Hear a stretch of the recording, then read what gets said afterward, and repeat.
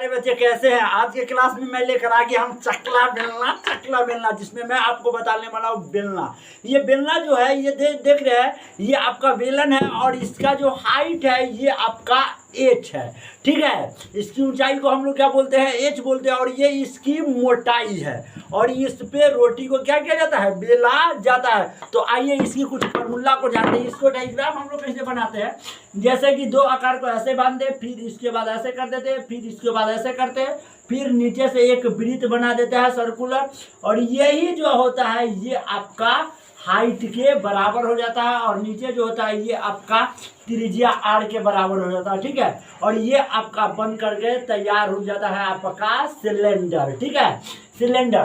तो जब आपका बेलन का आयतन ज्ञात करना होगा, ठीक है, तो इसे हम लोग क्या बोलते हैं, भी बोलते हैं।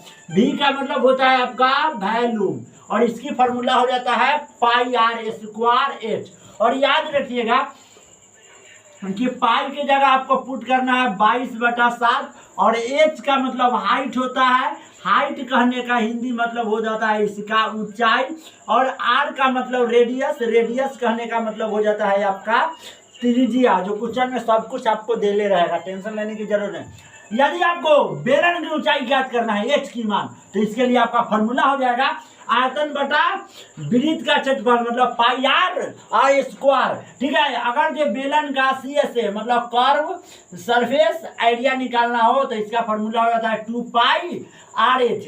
यदि बेलन का टोटल सरफेस एरिया निकालना हो, बेलन का संपूर्ण पृष्ठ का क्षेत्रफल निकालना हो, तो इसका फॉर्मूला हो जाता है 2 पाई आर वृत्त की परिधि, त्रिज्या और उसकी हाइट का योगफल। इतना सारी फॉर्मूला आप याद करके रखिएगा, न तो अगला क्लास में आपको बेलना से मार लगेगा। याद रखिएगा, सुना जाएगा।